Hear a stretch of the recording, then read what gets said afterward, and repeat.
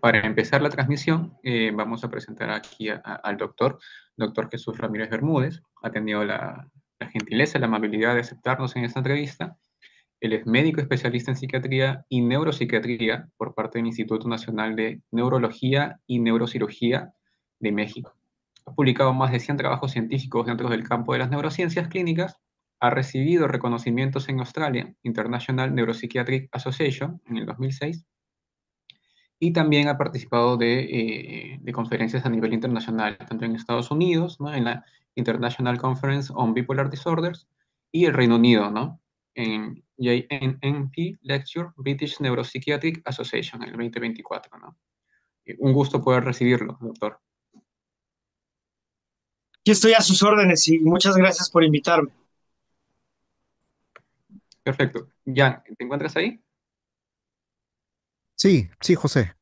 Listo, podemos empezar entonces.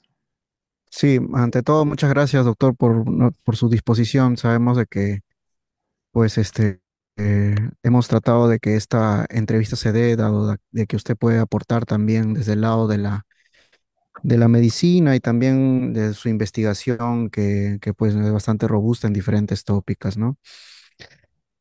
Bueno, mi primera consulta es con respecto al tema del avance de clasificación de la profesión psiquiátrica, ¿no? Por ejemplo, en la década del 80, en cuanto al tema de psicología, y psiquiatría, uno de los primeros que intentó clasificar, eh, pues, a la psiquiatría fue Mario Bunge, ¿no? En este libro de epistemología, trayéndolo como una profesión, ¿no?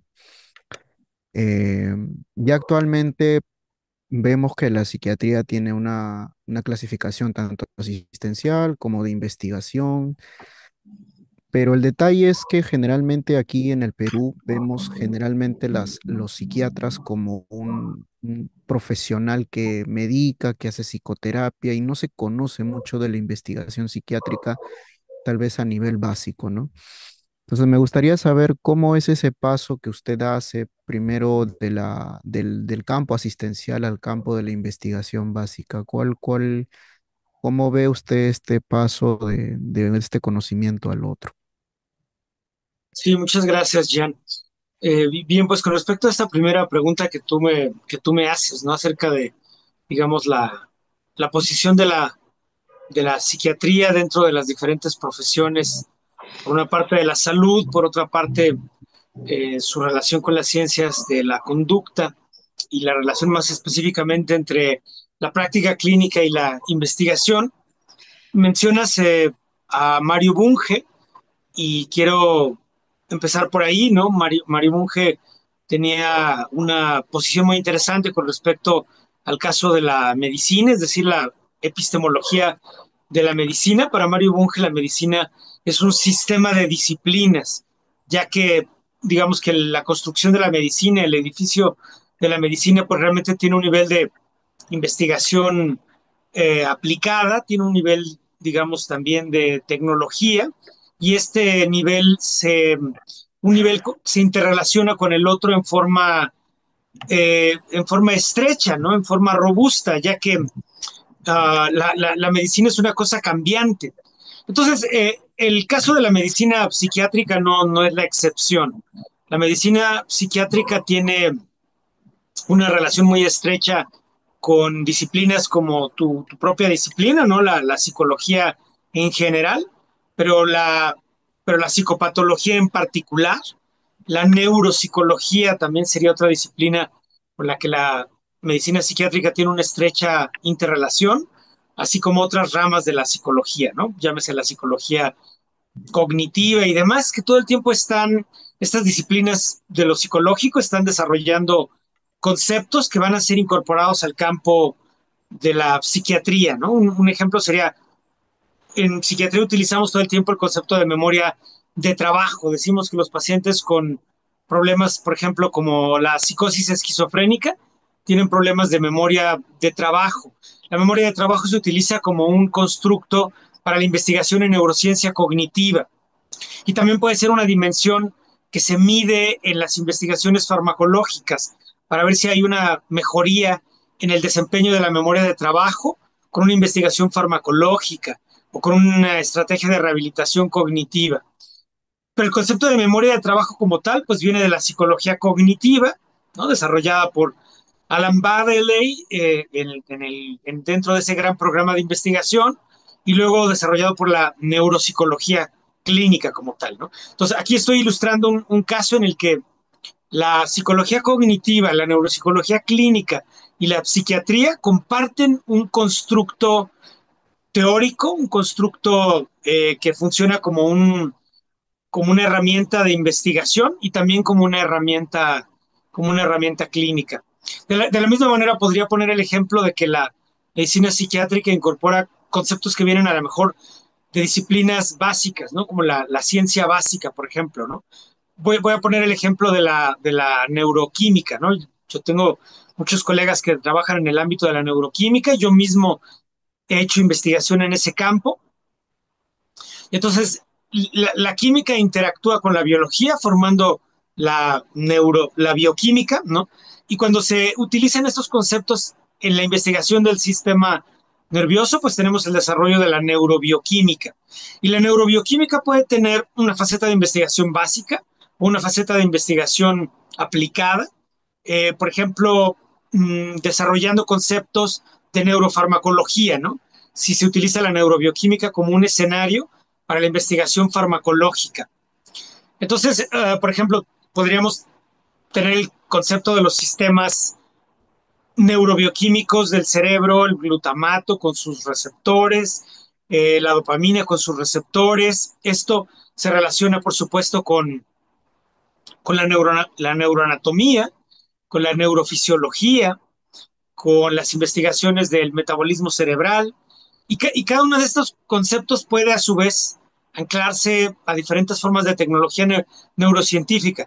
Por ejemplo, con tomografía por emisión de positrones, podemos hacer investigación acerca de el metabolismo de la dopamina, podemos investigar algunos receptores de dopamina y podemos investigar fármacos antipsicóticos y su relación con los diferentes sistemas de receptores, con la dinámica del recambio metabólico de la dopamina en personas, en sujetos sanos o en personas con psicosis, esquizofrenia y demás, ¿no? Esto permite formular, por ejemplo, uno de los conceptos que tienen más aceptación dentro de la investigación de la esquizofrenia, que sería la teoría dopaminérgica de la psicosis, ¿no?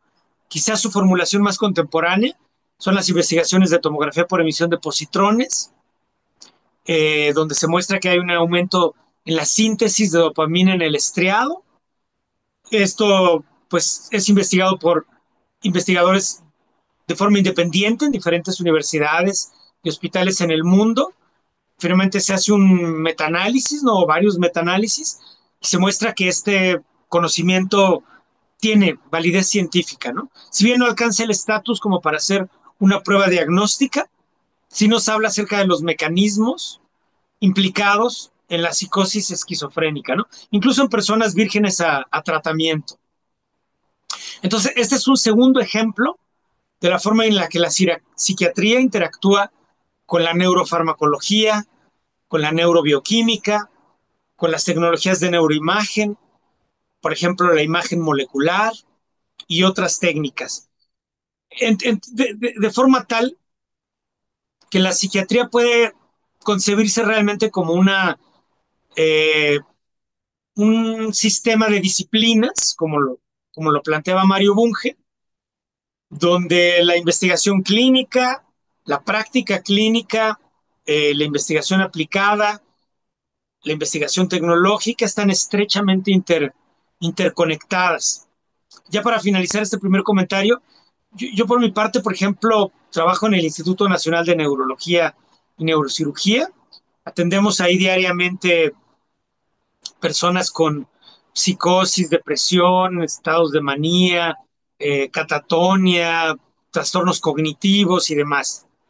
y tratamos de aplicar los conocimientos que nos llegan desde las muy diversas investigaciones a nivel mundial. Sin embargo, hay una brecha entre lo que nosotros tenemos ya como un conocimiento general y lo que nos plantean los casos clínicos específicos. Entonces, esto genera diferentes formas de incertidumbre. Y la incertidumbre va a generar preguntas clínicas y las preguntas clínicas pueden eh, desarrollarse para formar preguntas de investigación. Propiamente pueden desarrollarse problemas científicos o problemas tecnológicos que pueden instrumentarse para realizar investigación. De esa forma, yo, por ejemplo, realizo investigación en el campo de la neuropsiquiatría. Me interesa la relación entre la neuroinmunología y el campo de la psicosis. Me interesa la relación entre la neurología cognitiva y el envejecimiento que vemos en personas con problemas de demencia, por ejemplo, o en problemas como delirium. Me interesa la relación entre la epilepsia y la psicosis. Y el tipo de investigación que yo realizo es una investigación que tiene su origen en las incertidumbres que aparecen en el campo clínico. Hay muchas investigaciones que han mostrado que un buen médico clínico se hace muchas preguntas todos los días y trata de contestarlas preguntando a otros colegas o leyendo libros, pero esto no satisface todas las áreas de incertidumbre. Entonces uno busca en el Internet, busca en las bases de datos mundiales y demás, y eso resuelve algún porcentaje de la incertidumbre, pero no resuelve toda. O sea, siempre hay preguntas, ¿no? Que se relacionan con cada decisión clínica que tenemos que hacer o cada observación. Y ese es, digamos, que el espíritu de la investigación clínica, ¿no? Rescatar esas áreas de incertidumbre, desarrollarlas para formar preguntas que puedan ser contestadas y buscar múltiples estrategias para contestarlas, generalmente en forma multidisciplinaria. Ujú. Claro, pero pareciera que en algunos países la conexión entre básico y aplicado no existe como tal, ¿no? Por ejemplo, en la formación de especialidad de nociológica de los psiquiatras, todavía está en muy vigencia, por ejemplo, la causalidad ICR de la depresión. ¿Cuál es su opinión, por ejemplo, con este tipo de desconexión que a veces el psiquiatra piensa por su propia formación nosológica, que todavía, por ejemplo, la bioquímica es la única causalidad de la depresión, por ejemplo?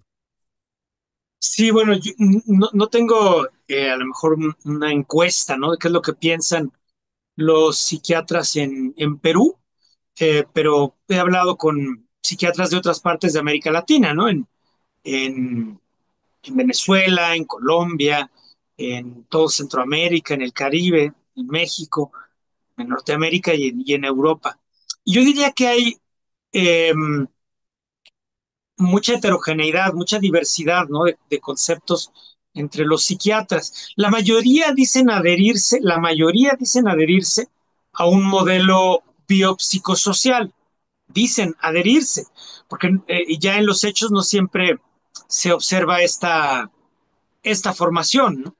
El modelo biopsicosocial, como tú sabes, desarrollado por Engel y actualmente quizás su formulación más precisa se debe a Derek Bolton en su libro El modelo biopsicosocial en la salud y en la enfermedad, pues plantea eso, ¿no? Que hay factores biológicos, factores sociales, factores psicológicos que se interrelacionan mediante mecanismos de causalidad, mediante cadenas causales, pero es verdad que en muchas partes del mundo, y América Latina no es la excepción, es común ver que muchos psiquiatras incurren en formas de reduccionismo, de reduccionismo, muchas veces de reduccionismo biológico, ¿verdad? Otros cuantos incurren en otros tipos de reduccionismo, ¿no? También hay reduccionismos psicológicos o sociales, ¿no? Cuando las personas solamente atienden a un modelo nada más y nunca miran las variables que se encuentran dispuestas en otros modelos. Entonces, yo creo que hay muchos psiquiatras que han estado formateados, ¿no? Por toda ah, por la mercadotecnia que ha existido en las últimas décadas, ¿no? A partir del boom de la investigación farmacológica de los años 80, con el desarrollo de los inhibidores de la recaptura de serotonina, los antipsicóticos atípicos. Esto llevó a una explosión económica muy importante. Estos fármacos llegaron a ser protagonistas, ¿no? De la cultura y de la sociedad, de la economía en muchos países. Y esto pues llevó a que que tuviera un auge, ¿no? Uh, toda esa cosmovisión, podríamos decir, todo ese marco conceptual de la psiquiatría, fundado en modelos neurocientíficos, lo cual no estaría mal si fueran modelos neurocientíficos abiertos, ¿no? A la interacción psicológica, abiertos al entendimiento de los sistemas sociales y de la manera como los sistemas sociales y los sistemas biológicos interactúan generalmente con una mediación que es la mediación de lo psicológico propiamente. Pero es verdad que muchos psiquiatras a lo mejor se quedaron capturados nada más, ¿no? Por esos modelos neurobiológicos reduccionistas.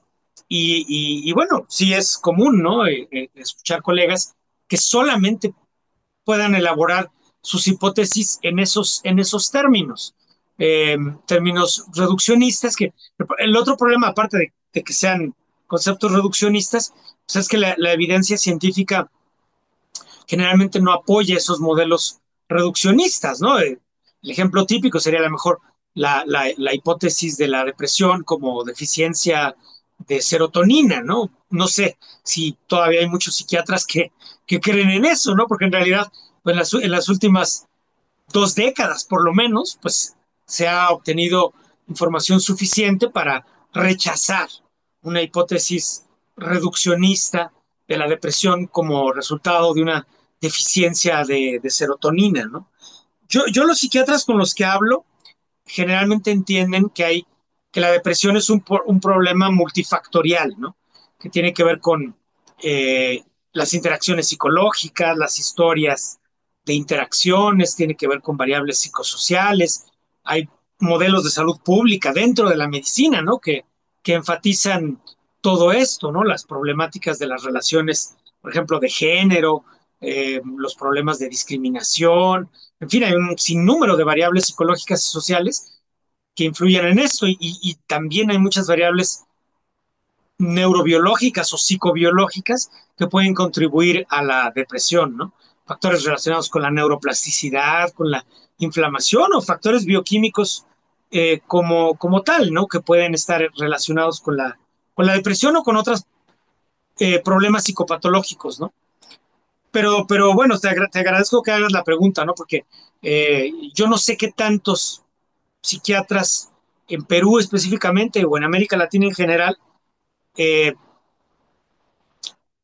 se concentran en este tipo de hipótesis reduccionistas, bioquímicas, pero bueno, si los hay y si son muchos, pues tendrían que mirar lo que está sucediendo en el panorama de la investigación contemporánea, eh, incluso dentro de la propia neurociencia, ¿no? La neurociencia también desarrolla, hay una neurociencia social, por ejemplo, en América Latina, ¿no?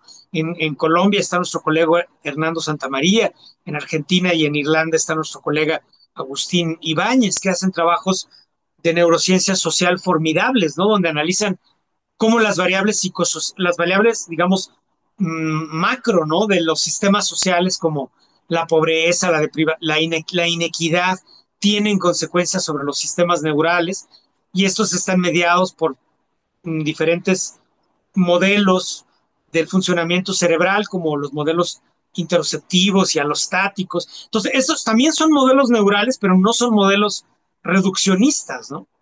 Por otra parte, yo creo que, y ya con eso termino este comentario, es verdad que muchos psiquiatras tienen que recuperar o alfabetizarse o conocer más o profundizar o enfatizar en sus comunicaciones el conocimiento de lo psicológico, ¿no?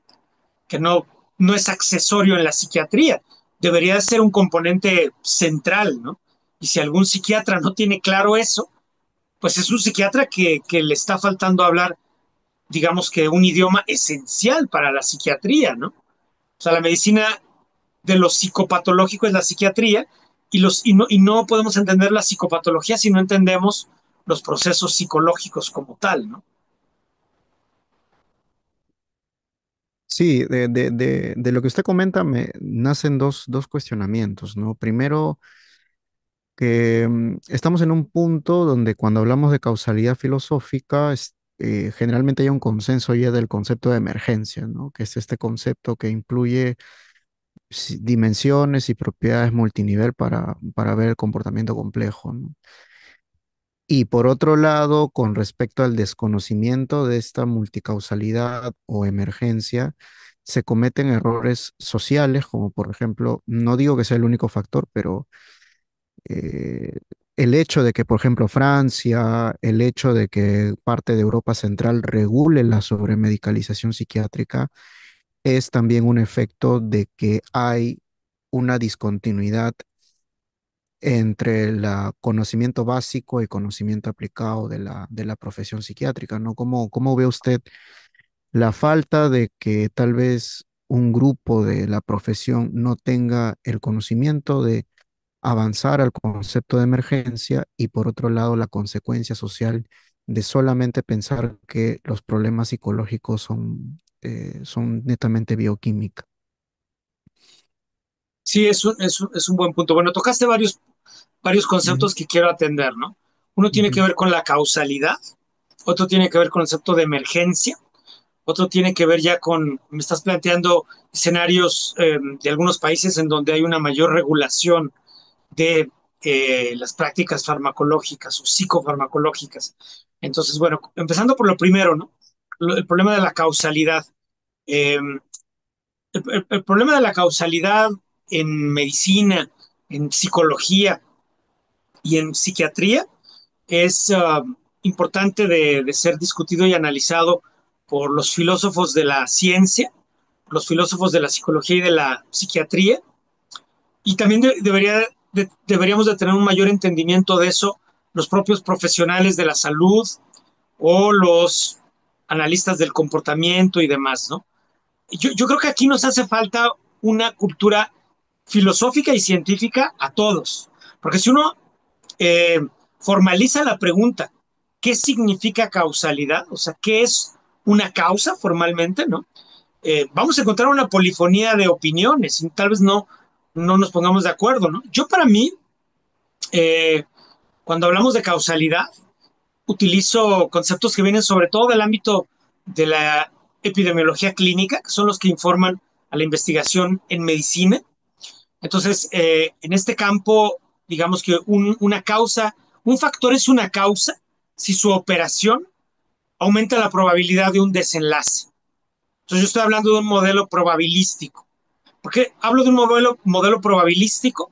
Porque en medicina difícilmente tenemos un tipo de causalidad estocástica en donde la determinación sea total, ¿no? Y yo sé que a muchos científicos son deterministas y les gusta pensar que la ciencia es así, determinista, pero en la práctica clínica es muy difícil que nosotros tengamos todos los elementos en la mano para hacer una predicción perfecta, ¿no? Más bien jugamos con probabilidades. Es lo que hacemos en la práctica clínica e incluso cuando hacemos investigación calculamos las probabilidades, ¿no? Yo hago investigación en neurociencia, hago investigación en psiquiatría y realmente lo que hacemos es calcular probabilidades. Yo creo que incluso, no sé, ¿no? Pero en las ciencias físicas también se calculan probabilidades, por lo menos calculamos la probabilidad de error cuando afirmamos que una cosa es cierta, ¿no? Cada vez que decimos el valor de P es igual a 0.00005, entonces estamos usando un modelo probabilístico.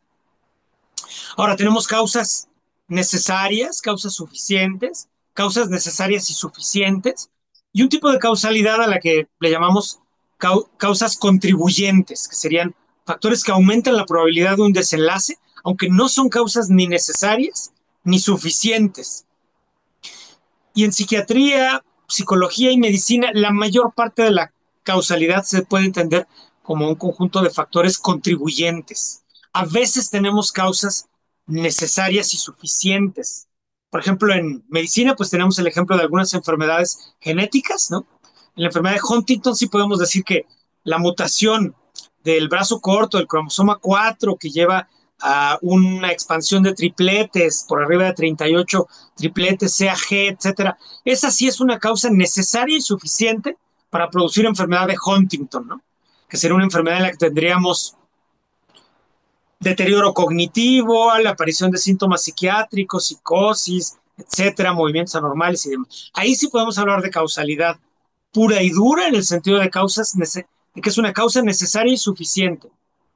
Pero en depresión difícilmente tenemos un modelo de causas necesarias y suficientes. Más bien tenemos muchas causas contribuyentes. Y este puede ser un punto en el que a lo mejor yo difiero con algunos teóricos del comportamiento, ¿no? Que tienen modelos donde piensa que ellos tienen un perfecto entendimiento de las causas, ¿no? Para mí lo que tenemos nada más es un modelo probabilístico donde metemos una y otra variable al modelo y lo vamos enriqueciendo, pero nada más, ¿no? Eh, y en ese sentido es válido hablar de causas sociales, causas biológicas, causas psicológicas propiamente dichas, cuando hablamos de depresión, psicosis u otros problemas de salud mental. Ahora tú hablaste del concepto de emergencia, ¿no? Yo siguiendo un poquito la filosofía de Mario Bunge otra vez, entiendo la emergencia como una propiedad de un sistema que no es la propiedad de alguna de sus partes, ¿no? O sea que los componentes de un sistema tienen ciertas propiedades, pero cuando interactúan estos componentes de un sistema y forman una dinámica compleja, esta dinámica compleja puede formar un sistema que tiene propiedades emergentes. Por ejemplo, el cuerpo humano es un sistema complejo, ¿no? Que está formado por cada una de sus células. Entonces, por ejemplo, mis neuronas, ¿no? Por separado, mis neuronas no tienen la capacidad de pensar, no tienen la capacidad de componer música, no pueden escribir libros, ni leerlos, ni entenderlos. Sin embargo, tú y yo sí podemos escuchar música, podemos escribir libros, podemos leerlos, ¿no? Entonces, estas propiedades funcionales serían propiedades del sistema en su conjunto, ¿no? En este caso, la persona, ¿no? El organismo humano, ¿no? Pero no serían propiedades de las partes. Entonces, yo creo que también esta dinámica de sistemas, ¿no? Y en realidad este modelo sistémico, que nosotros lo tenemos gracias a nuestro filósofo de cabecera, Mario Bunge, ¿no? Que está muy subestimado en la esfera mundial, pues porque no era anglosajón, ¿no? Un filósofo australiano, Philip Gerrans, que estuvo aquí en México hace poco, me decía que si Mario Bunge hubiera sido anglosajón, pues seguramente le habrían dado el premio Nobel y todo ello, ¿no? Digo, y a pesar de que él estaba en Canadá y hablaba inglés perfectamente y demás, ¿no? ¿A qué voy con esto? Que en el ámbito mundial, ¿no? De la filosofía de la mente, por ejemplo, en la filosofía de las neurociencias, se discute todos los días la tensión entre el reduccionismo y el holismo, ¿no? Entonces habla de modelos holísticos o modelos reduccionistas, el bioreduccionismo o modelos holísticos que atienden al todo. Pero Mario Bunge ya resolvió ese problema. No necesitamos modelos reduccionistas ni necesitamos modelos holísticos, necesitamos modelos sistémicos, porque los modelos sistémicos toman en cuenta los componentes nucleares de cada sistema, como lo haría el reduccionismo, pero entienden la interacción entre las partes que forma una dinámica tal que aparecen propiedades emergentes, ¿no? Entonces tiene las ventajas del holismo y las ventajas del reduccionismo, pero no tiene que apelar tampoco a entidades, a entidades hasta cierto punto mágicas, ¿no? Como las que a veces aparecen cuando adoptamos modelos holísticos. Que es un poco lo que pasa, en mi opinión, en algunas tendencias de la filosofía de la filosofía de la mente, ¿no? Entonces yo creo que aquí podemos nosotros recurrir al materialismo sistémico de Mario Bunge, me parece un gran modelo filosófico para entender la interrelación entre psicología, medicina, psiquiatría, etcétera, ¿no? Por último, el tercer problema que tú me planteaste era el problema de la sobremedicación y las regulaciones, ¿no? Yo viendo el panorama mundial y estudiándolo con, por ejemplo, un artículo que salió publicado en Lancet en 2019, si mal no recuerdo, pues ahí mostraba el mapa mundial de el uso de medicamentos en diferentes países. Y claramente hay países como España o como Inglaterra, como Estados Unidos o Canadá, que tienen un consumo de medicamentos altísimo, pero hay otros países como México o muchas partes de África, de Asia, que tienen un consumo muy, muy bajo. Entonces, pero claro, también dentro de mi propio país, en la Ciudad de México puede haber un consumo mucho más alto y en algunas colonias de mi ciudad el consumo puede ser tan alto como en España, como en Inglaterra, y puede haber partes del país que tengan un consumo muy, muy bajo, ¿no?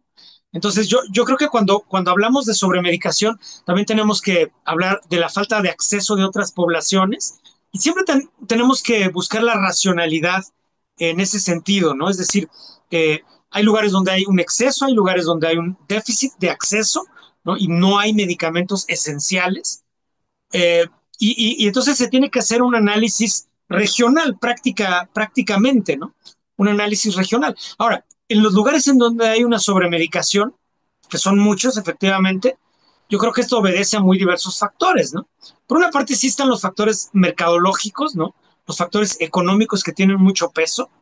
Por otra parte también está, pues, esa tendencia a la sobresimplificación que tenemos los clínicos, ¿no? Muchos médicos sienten que así resuelven los problemas, entonces siempre hay esa tendencia a esas intuiciones fáciles, ¿no? Que no están sometidas a la crítica. Los propios pacientes también llegan pidiéndolo, entonces hay una cultura, ¿no? Se ha creado una cultura de soluciones rápidas y pareciera que los modelos ofrecen esas soluciones, por desgracia, son soluciones con un tamaño de efecto mucho más pequeño que el que quisiéramos que tuviera. Y por otra parte, también creo que hay muchas variables sociológicas en juego, ¿no? Por ejemplo, en mi institución, las consultas están diferidas a 6 meses. Mi propia consulta está diferida a 6 meses. Si yo le doy una consulta al paciente, la primera consulta que le dan es dentro de 6 meses conmigo, ¿no? Entonces, aunque yo haga adaptaciones para ver al paciente dentro de un mes o algo así, es muy difícil que pueda instrumentar una terapia, ¿no? Una psicoterapia en mi práctica institucional en un sistema de salud pública. Yo no sé cómo están las cosas en Perú o en otras partes de América Latina, volteando a ver los números, ¿no? De la salud mental, escribí un pequeño libro sobre eso, me di cuenta de que hay mucha diversidad en América Latina y hay países con mucho déficit de recursos humanos y otros no tantos, ¿no? Por ejemplo, en Argentina hay muchísimos más recursos humanos para la salud mental, en México mucho menos, pero eso también pueden ser variables que influyen en que la solución rápida, si te dan los administradores 15 o 20 minutos para una consulta que va a ser cada 6 meses, pues probablemente el clínico piensa que su mejor opción es dar un medicamento, ¿no? Entonces, como ves, hay muchas variables que influyen, ¿no?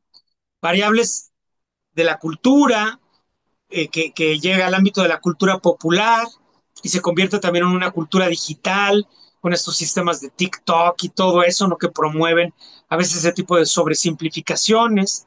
Algunos clínicos incorporan estas formas de pensar sobre simplificadas, ¿no? Y también tienden a ello. Luego están las variables mercadológicas, económicas que también influyen. Y todo esto puede contribuir a que podamos explicar por qué en algunas partes hay esa sobremedicación, ¿no? Sí, de lo que ha comentado surgen dos cuestionamientos, ¿no? El primero es, si estamos de acuerdo con el concepto de emergencia, pues definitivamente necesitaríamos una comunicación con el análisis de la conducta, ¿no? Y, y ahí cómo usted ve el panorama porque ha tenido intercambios con analistas de conducta. Bueno, el análisis de conducta tiene una pluralidad de teorías, métodos y técnicas. Y por el otro lado, debe usted conocer tal vez la obra de Afati Watts, el psiquiatra que publicó Psiquiatría, Conversaciones de Psiquiatría Crítica. No, no sé si lo conoce. Eh, bueno, él parece ser que vuelve a recapitular el concepto de psiquiatría crítica. Entonces, ¿cómo usted ve que si que si estamos de acuerdo con el concepto de emergencia, ve un posible lazo con el análisis de conducta o discrepa con el análisis de conducta? Y por el otro lado, ¿cómo ve que hay algunos colegas de usted que aportan a esta disciplina llamada psiquiatría crítica? Mira, hay muchas tendencias dentro de la psiquiatría crítica, ¿no? Voy a empezar por ahí. Realmente hay muchas corrientes, ¿no? Está el grupo inglés, la red inglesa de psiquiatría crítica, donde está, pues, digamos, la figura a lo mejor más conocida es Joanna Moncrief, pero no es la única, Ok. ¿no? Luego, en Estados Unidos también hay muchas tendencias en esto. Mi propio colega Awais Aftab publicó recientemente un libro, Conversaciones en Psiquiatría Crítica, donde dialoga con la red inglesa, pero con muchos otros psiquiatras de muchas partes del mundo que compartimos, digamos, la preocupación, ¿no? Por tener una psiquiatría renovada, ¿no? La psiquiatría, dice Awais Aftab, son sus palabras, ¿no? Probablemente se encuentra en una situación preparadigmática, ¿no? Al igual que es lo que muchos piensan en el caso de la psicoterapia. Tal vez no todos estarían de acuerdo, ¿no? O sea, los colegas que están en el ámbito de la terapia, digamos, de conducta, ¿no? De la tradición conductista, pues pensarían que ya existe un paradigma muy robusto, ¿no? También los psicoanalistas creen que ya hay un paradigma muy robusto, ¿no? Y la gente que hace terapia cognitivo-conductual también ya cree que hay un paradigma muy robusto. Eso es un tema que a lo mejor conviene también dedicarle un minuto a la discusión y yo creo que ustedes como psicólogos seguramente lo discuten, ¿no? El problema de esa torre de Babel que existe dentro de la propia psicología y dentro de la propia terapia y que al final lleva al concepto de que a lo mejor sí hay una situación preparadigmática, ¿no? Porque no ha sido posible integrar por lo menos las tendencias más robustas dentro de la psicología científica, ¿no? Psicología cognitiva, el análisis de la conducta, la psicobiología, no están perfectamente bien integradas y hay exponentes dentro de cada una de esas corrientes que rechaza a las otras, ¿no? Entonces, esto sería una razón para pensar que todavía hay una situación preparadigmática en psicología, pero para no hablar de la psicología, voy a hablar de la psiquiatría, ¿no? Yo creo que la psiquiatría sí está en una situación preparadigmática donde no tenemos un modelo integrado, perfectamente coherente y armónico. Más bien la psiquiatría yo creo que funciona con un modelo ecléctico, hay como es una disciplina, dicen los optimistas, multiparadigmática, ¿no? Porque, porque de pronto tiene un pie en la neurobiología y hay gente que hace antropología médica y hay gente que hace psicoterapia médica y demás, ¿no? Entonces, se concibe en forma optimista como una disciplina multiparadigmática, a lo mejor un crítico podría pensar que solamente es un eclecticismo incoherente, ¿no? Uh, claro que tiene una ventaja la psiquiatría y es que hay una orientación, digamos que relativamente hacia el consenso y hacia tener herramientas basadas en evidencia, ¿no? Con los estándares de la medicina basada en evidencia, ¿no? Entonces, eso puede ser un punto de unificación. Por ejemplo, los sistemas taxonómicos, ¿no? Que a ti te interesan, el CIE-10, el DSM-5, etcétera, pues tienen un nivel de consenso bastante bueno, ¿no? O sea, podríamos decir que hay consenso y que hay relativa confiabilidad. Sin embargo, la validez es otro problema, ¿no? A lo mejor no hay suficiente validez, aunque hay confiabilidad. Entonces, hay consenso dentro de la psiquiatría, pero eso no quiere decir que ya tengamos un modelo científico perfectamente integrado. Ahora, en mi opinión, ese modelo científico integrado de la psiquiatría tendrá que ser necesariamente un modelo interdisciplinario, porque la psiquiatría no podría tener un modelo científico diferente al de la psicología y no podría ser un modelo científico diferente al de la neuropsicología y no podría ser un modelo diferente al de la neurociencia social o al de la neurociencia cultural, porque como estamos dentro del ámbito de la ciencia, ¿no? Y otra vez recurro aquí a Mario Bunge, ¿no? Uno de sus conceptos centrales es la sistematicidad de la ciencia, ¿no? La ciencia es sistemática y esto quiere decir que los conceptos de una disciplina tienen que ser congruentes con los conceptos de las otras, de tal manera que se va formando una red conceptual sistemática y coherente entre disciplinas. Entonces, en mi opinión, no hay tal cosa como barreras epistémicas infranqueables entre la neurociencia y la psicología, ¿no? Pero esto no quiere decir que no hay procesos emergentes. Desde luego que hay procesos emergentes. Y con esto paso al punto que tú me planteaste primero, ¿no? La relación con el análisis de la conducta. Yo considero que el análisis de la conducta es una herramienta importante, muy importante dentro de la psicología y la psicoterapia. Considero que es una de las herramientas más robustas con las que contamos. Y yo sí creo que es una herramienta indispensable en la psicopatología y en la psiquiatría. Sin embargo, habiendo dicho lo anterior, volvemos al problema de la heterogeneidad de opiniones, la diversidad, la pluralidad y la torre de Babel. O sea, hay personas que creen que ya existe un modelo perfectamente estructurado acerca de cómo hacer un análisis funcional del comportamiento. Pero, por ejemplo, si uno escucha a colegas del ámbito de la neuropsicología, a lo mejor lo hacen un poco diferente a quienes hacen terapia de conducta, y quienes están en otros ámbitos pueden tener modelos ligeramente diferentes. Entonces yo concibo el análisis funcional del comportamiento como un modelo general para entender cómo se, cómo se explica el comportamiento humano, ¿no? En virtud de las historias de interacciones y de las variables que influyen en el desarrollo del comportamiento, pero habría muchos debates de exactamente qué metemos al modelo y qué peso causal le damos a cada variable, ¿no es verdad? Ahora, yo en lo personal, ¿no? Como psiquiatra, el término que nosotros usamos en psiquiatría, no usamos tanto el término análisis funcional del comportamiento, sino hablamos nosotros de formulaciones de caso. Esa es nuestra tradición. Los psiquiatras hablan de formulación de caso como un recurso intelectual complementario al diagnóstico. Entonces, el modelo sería más o menos el siguiente. Un psiquiatra, un neurólogo, un psicopatólogo, pero también un oncólogo, un cardiólogo, hacen una síntesis diagnóstica después de realizar un análisis diagnóstico. Entonces, el análisis diagnóstico tiene muchos mecanismos de inferencia, inferencias inductivas, abductivas, deductivas, y todo esto se elabora en la forma de un razonamiento diagnóstico que llega a una síntesis después de un análisis diagnóstico. Ahora, la síntesis diagnóstica, si se quiere, es la etiqueta propiamente dicha, ¿no? O sea, el paciente tiene esquizofrenia, por ejemplo, esa puede ser la síntesis diagnóstica después de un razonamiento diagnóstico. Una vez que nosotros tenemos la síntesis diagnóstica, la ventaja de la síntesis diagnóstica es que conecta el caso particular con conceptos científicos generales.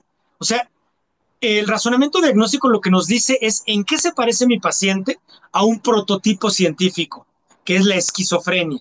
Si yo digo que mi paciente tiene esquizofrenia o cumple los criterios diagnósticos para hablar de esquizofrenia, digo que puedo hacer predicciones sobre el caso mirando la literatura general de la esquizofrenia. Entonces predice una respuesta al tratamiento antipsicótico, predice un pronóstico, predice ciertos defectos cognitivos, etcétera, etcétera, ¿no? Y me permite darle racionalidad a la práctica clínica basándome en un modelo científico general. Esa sería la ventaja del modelo diagnóstico nosológico o nomotético, como se le puede llamar también, ¿no?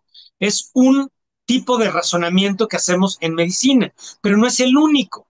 Está el otro modelo, que sería el modelo ideográfico, ¿verdad? Y el modelo ideográfico se basa, como tú sabes perfectamente, en ponderar las variables específicas del caso y la manera como estas variables específicas del caso se articulan dentro de una historia de eventos que puede entenderse como una historia causal específica para el caso, ¿no?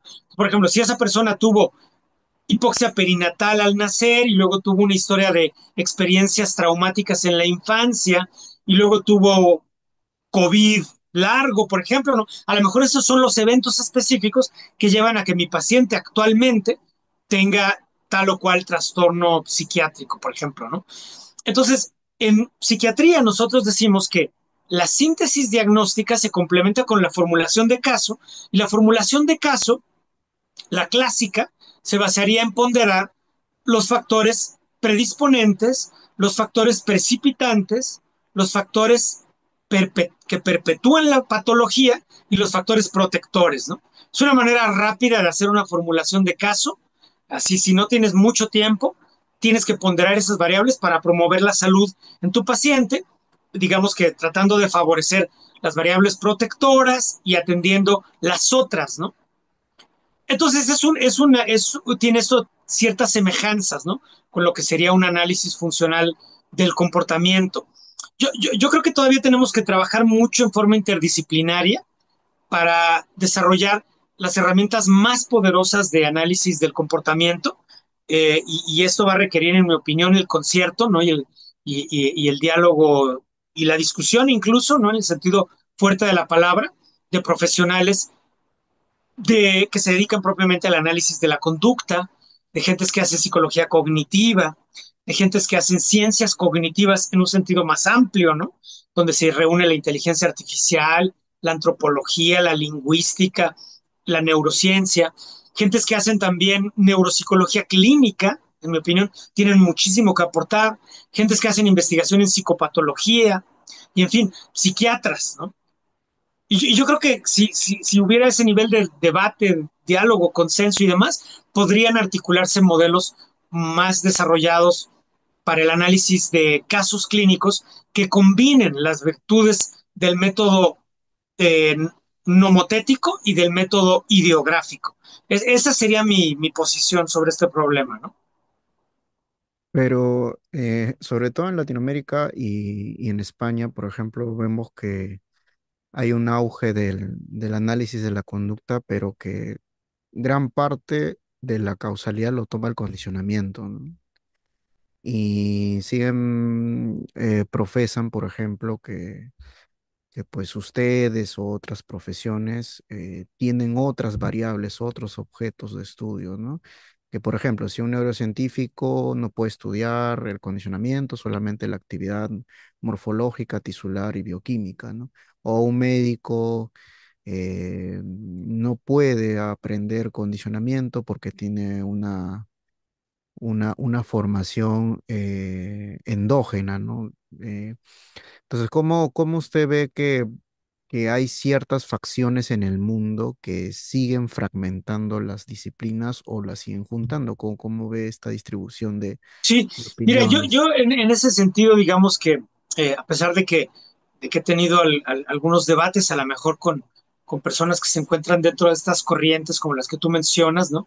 Corrientes que recuperan a lo mejor algo del ímpetu, ¿no? Que tuvo en su momento el conductismo radical skinneriano con sus muy diversas eh, reediciones, ¿no?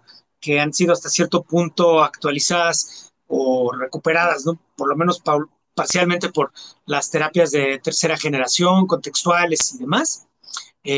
Bueno, yo pienso que estas corrientes en general sí hacen una aportación importante, conceptual y científica y práctica también.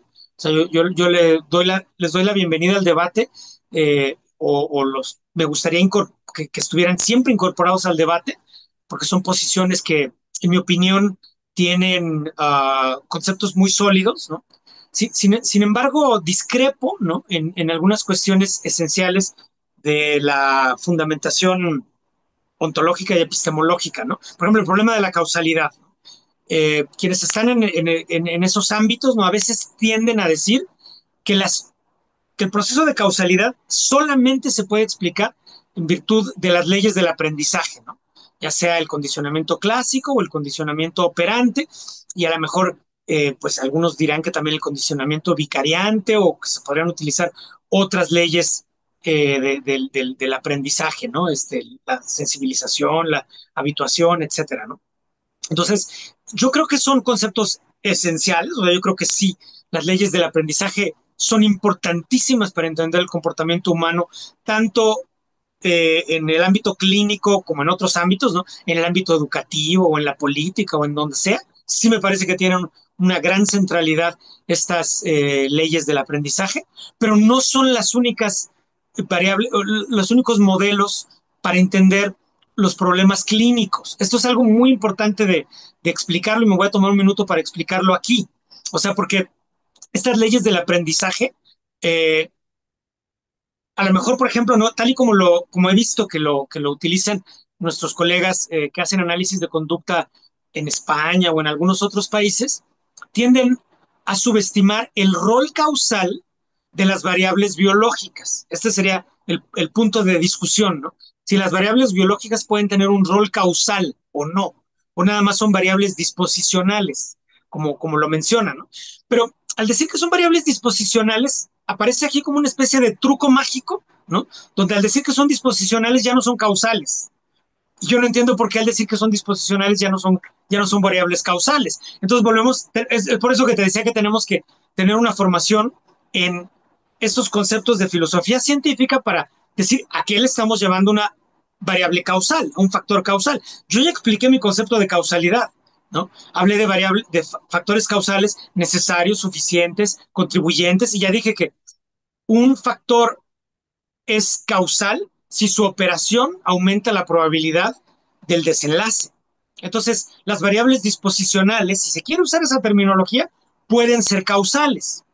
No hay ningún problema para decir que no sean causales. Pero aparte de todo, hay una cuestión aquí un poco artificial, que a mí me parece muy artificial, cuando se piensa que las variables biológicas como tal nunca tienen un peso explicativo eh, para entenderlos, para poder explicar los problemas clínicos, ¿no? Entonces, yo voy a utilizar a lo mejor un ejemplo muy robusto, no tomado de mi práctica clínica. Eh, Tengo una paciente, por ejemplo, que tiene un cuadro de amnesia anterógrada severa, ¿no? Ella lleva años sin poder aprenderse la fecha, no sabe en qué año estamos, desde que tuvo una encefalitis herpética, no ha sido capaz de pues, tener un solo aprendizaje, ¿no? No ha podido incorporar nueva información con su memoria explícita, no sabe qué edad tiene, no sabe qué día es, etcétera. Y la explicación de ese comportamiento, por supuesto que es la lesión que tiene en el hipocampo derecho o izquierdo, y claro que tiene una relación causal con el virus herpes que destruyó esas regiones del cerebro. O sea, no hay ningún sentido en el cual el virus, la destrucción del tejido neuronal en el hipocampo, no tiene un peso causal para explicar el problema clínico de la paciente, que es un problema psicológico. O sea, tiene un problema psicológico que es la amnesia, tiene un problema neuropsicológico. Pero ahí en ese caso, por ejemplo, las leyes del aprendizaje, ¿no? No, o sea, no, ese caso no se explica por condicionamiento operante, ni se explica tampoco por condicionamiento clásico, ni es un caso de sensibilización, ni de habituación, ni de condicionamiento vicariante. Es un caso en donde hay una lesión cerebral que condiciona amnesia anterógrada. Entonces, ese otro tipo de casos clínicos que no son infrecuentes, para nada son infrecuentes, son muy frecuentes. Hay millones de personas en el mundo con enfermedad de Alzheimer, enfermedad de Parkinson, etcétera, ¿no? Entonces, eso ya no debería de ser tema de discusión. Eso ya debería de incorporarse inmediatamente a la discusión de la causalidad de los problemas clínicos que vemos en el espectro que va de la neuropsicología a la psicología clínica, incluyendo la psiquiatría, la psicopatología, la neurología cognitiva y demás, porque está fragmentada por cuestiones más convencionales, pero no realmente porque haya una separación ontológica de los problemas que ve el neurólogo de la conducta, que ve el neuropsicólogo, que ve el psiquiatra o que ve el analista de la conducta. Entonces, el analista de la conducta también tiene que incorporar ese lenguaje sin ningún problema y reconocer que todo eso es parte de la ciencia de la psicología, y que no hay ningún problema en incorporar esos conceptos a sus modelos causales. Esa sería mi crítica, que la he repetido extensamente. Ahora, el problema álgido, o sea, yo creo que eso no debería ser punto de debate. Eso ya debería simplemente ser estudiado y aceptado por los psicólogos que siguen una filosofía conductista sin ningún problema. Porque hay un negacionismo cuando no se acepta ese tipo de causalidad. Para mí es un terraplanismo, lo voy a decir así, con esas palabras, no es un terraplanismo, simplemente, ¿no? No hay ninguna justificación científica ni filosófica para rechazar eso. Ahora, el terreno de discusión legítimo, y aquí sí hay que tener mucha humildad, todos, ¿no? El psicólogo, el psiquiatra, el neurocientífico, todos tenemos que tener mucha humildad porque no tenemos la explicación de los problemas. Es cuando atendemos problemas como la esquizofrenia, por ejemplo, ¿no? El trastorno bipolar. el trastorno obsesivo compulsivo, etcétera. Esos problemas que clásicamente han sido estudiados como psicopatológicos por la psiquiatría y que también se podrían estudiar con una perspectiva que no necesariamente utiliza el concepto de lo patológico, ¿no? Por analistas de la conducta. Bueno, allí sí, yo creo que no tenemos todavía un modelo científico perfectamente estructurado donde tengamos una capacidad explicativa completa. Yo pienso que en algunos de estos problemas sí hay variables biológicas muy fuertes que influyen, pero también creo que las leyes del aprendizaje contribuyen a la explicación de esos problemas. Entonces, quizás se trata de problemas clínicos híbridos, donde parte de la explicación la tienen los psiquiatras, parte de la explicación la tienen psicólogos que pueden ser incluso antipsiquiatras, ¿no? Pueden tener parte de la explicación, pero yo no creo que un analista de conducta tiene todas las variables para explicar esos casos, porque si así fuera, podrían resolver los problemas y la verdad es que no los resuelven. Pero tampoco los psiquiatras resolvemos perfectamente estos problemas. Entonces, ahí sí todos tenemos que tener mucha humildad y aprender los unos de los otros. Esa es mi posición al respecto, Jan, que yo creo que es el punto álgido de la discusión, pero no el otro, ¿no? No el problema de la enfermedad de Alzheimer, o sea, ese ya tiene una ciencia dura y nada más que hay que estudiarla y aprenderla. Pero el problema de la esquizofrenia, por ejemplo, ese sí es un punto de debate muy importante y ahí tenemos que aprender los unos de los otros para ayudar a los pacientes, ¿no? Que tienen problemas fuertísimos, ¿no? Y nada más por eso, ¿no? Por la importancia que tienen estos problemas en el ámbito humano, social, ético, en términos de sufrimiento y demás, es que deberíamos nosotros de tener mucha más humildad epistémica. Pero en el caso de la depresión, por ejemplo, sobre todo la depresión unipolar Sí. y la ansiedad, generalmente la literatura acerca más al tema de la fenomenología y cómo se desarrolla el aprendizaje de la depresión.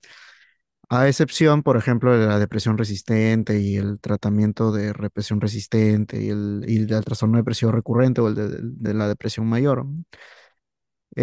¿Cómo usted observa que, por ejemplo, por el hecho mismo de que haya una mayor cantidad de casos, vamos a suponer que son episodios depresivos, que están determinados por variables de aprendizaje social, porque existen estos fenómenos, pero al mismo tiempo también existen los fenómenos mucho más biológicos? Entonces, ¿cómo ve usted que el profesional dice, ah, no, porque existe una mayor cantidad de fenómenos que son más ambientales, pues ya define todo el espectro, ¿no? ¿Cómo ve este problema? Mira, yo creo que el problema de la depresión, honradamente, es el problema donde somos más débiles, en mi opinión, como científicos, los que se dedican al estudio científico de la depresión. Mm, y aquí incluyo pues un poco a todos, ¿no? O sea, a mí, por ejemplo, ahí sí le doy un poquito de más peso a las leyes del aprendizaje, ¿no? O sea, creo que los procesos de condicionamiento clásico y operante son muy relevantes, por lo menos en muchos casos de depresión, no necesariamente en todos, porque también hay un problema, ¿no? Que cuando hablamos de depresión la categoría es demasiado amplia. Entonces es como un cajón gigantesco donde metemos toda suerte de problemas que a lo mejor no son necesariamente iguales entre sí, ¿no? Por ejemplo, yo tengo casos de personas que tienen depresión involutiva, como se le llama, ¿no? Una depresión melancólica, involutiva, psicótica, que se ven personas que tienen 65, 70 años de edad y son estados de depresión tan graves que llegan las personas en silla de ruedas, con una sonda nasogástrica porque han dejado de comer durante semanas, con delirios, alucinaciones, y ya han recibido el diagnóstico de demencia, ¿no? Y son casos áridos, ¿no? Muy difíciles de manejar para un psicoterapeuta. Bueno, yo los que conozco, muy buenos psicoterapeutas, nos mandan a esos pacientes a nosotros, ¿no? Porque realmente no ven por dónde entrarle a ese paciente, ¿no? Sin embargo, para nosotros son casos de depresión también, ¿no? Pero quizá esa depresión es muy diferente de la otra depresión que vemos en sujetos jóvenes, donde claramente vemos la historia de interacciones que contribuye importantemente a la explicación, ¿no? Entonces, yo creo que hay un prototipo de depresión que se explica muy bien con el modelo del desamparo aprendido, ¿no? Digo, a lo mejor es un concepto un poco viejo, ¿no? Y puede actualizarse, pero a mí me gusta ese modelo, aunque la historia de cómo se descubrió y todo es horrible, ¿no? Pero el modelo como tal siento que sigue teniendo mucho peso y pues fundamentalmente es un modelo basado en el condicionamiento clásico y operante, ¿no? El modelo de desamparo aprendido o de la indefensión aprendida.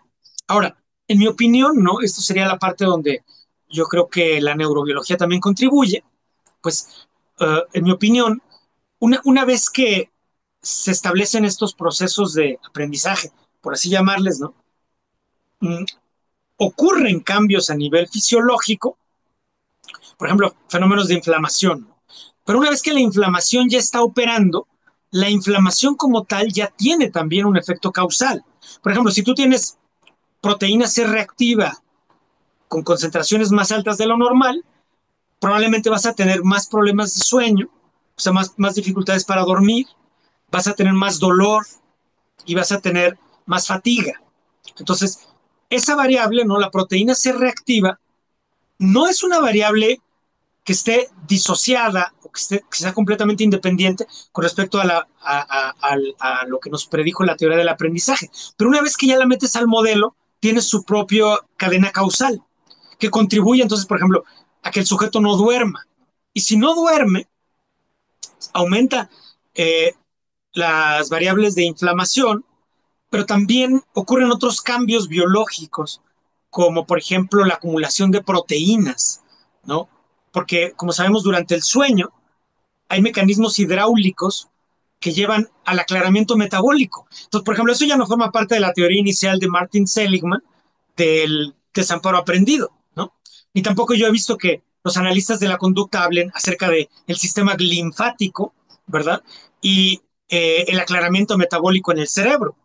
Pero no hay nada en esos conceptos que no sea compatible con un modelo integrado e informado por las leyes del aprendizaje.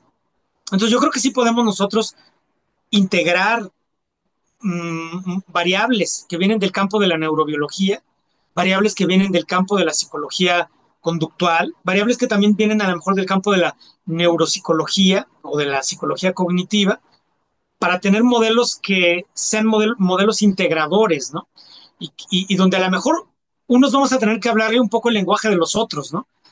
Tal vez yo como psiquiatra sí tendría que saber más acerca del análisis funcional del comportamiento humano, pero no veo por qué un psicólogo conductista no debería de interesarse por el sistema linfático, ¿no? Y la presión intracraneal, que es la variable que tiene que mantenerse constante y es la razón por la que durante el sueño hay aclaramiento metabólico, ¿no? Son conceptos de biofísica, pero no hay ninguna barrera ontológica o epistémica infranqueable para entender la relación entre un sistema biofísico, que es el mantenimiento de la presión intracraneal, el sueño, la acumulación de proteínas, y a lo mejor eso nos puede ayudar a entender por qué la depresión duplica el riesgo de tener demencia. Esa, por ejemplo, esa consecuencia, ¿cómo le explicamos? ¿No? O sea, ¿cómo le explica, por ejemplo, el analista de la conducta? Utilizando las leyes del condicionamiento, ¿cómo explica el analista de conducta que un sujeto desarrolló demencia, por ejemplo? ¿No? Yo creo que ahí sí necesitamos algunas variables neurobiológicas. Entonces, yo no creo que hay fronteras infranqueables, ¿no? Entre la neurociencia y la psicología, más bien creo que pueden enriquecerse mutuamente, pero sí creo que el aprendizaje tiene que ser de doble vía, ¿no? O sea, también creo que los psiquiatras, los neurobiólogos, etcétera, a veces son analfabetas en conceptos de psicología esenciales, ¿no? Y ahí tienen toda la razón nuestros colegas conductistas de estar indignados. Y sí lo entiendo, y además tienen razón, ¿no? Porque si no vamos nosotros a instrumentar, por ejemplo, el análisis funcional, pues simplemente deberíamos de tener un colaborador en nuestro equipo que pueda hacerlo, ¿no? Y eso además distribuiría mucho mejor el juego y probablemente los pacientes se beneficiarían con una atención más multilateral, pero eso también lleva a otra consecuencia, ¿no? Y es que los fundamentalismos, los dogmatismos, los sectarismos que existen dentro de la psicología y la psiquiatría probablemente no contribuyen mucho a la integración epistémica, ¿no? Y yo sí creo que la integración epistémica es necesaria, ¿no? Entonces, bueno, eso sería parte de la discusión. Y el problema de la depresión, la verdad, sí yo creo que toca los puntos débiles de todas nuestras disciplinas, ¿no? Es mi opinión.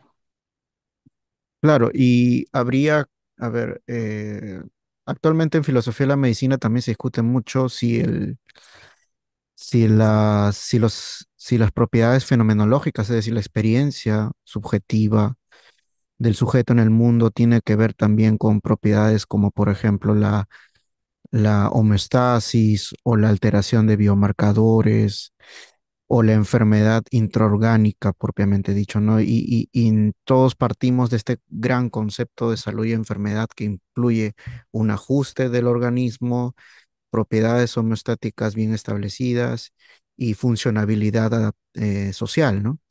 Sí. Pero sin embargo, cuando hablamos de los problemas psicológicos, ¿no cree usted que el concepto de salud y enfermedad y falta coextenderse, o sea, para ver cómo abarca pues toda esta fenomenología, todo este proceso individual de cómo el sujeto depresivo, por ejemplo, interactúa con el mundo? Porque ya estamos de Solamente quiero, acuerdo, sí, sí, Jan, porque, pero quiero porque, entenderte mejor ujú, tu pregunta.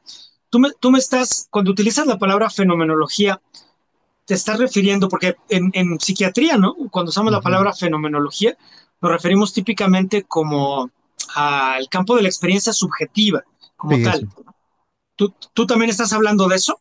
sí, Ok, entonces formalmente me estás invitando a que entremos a debatir un poquito el problema de la experiencia subjetiva y qué ujú. lugar tomaría el estudio de la experiencia subjetiva dentro de los modelos científicos del comportamiento, de la psicopatología y también de la salud y la enfermedad. ¿Es así?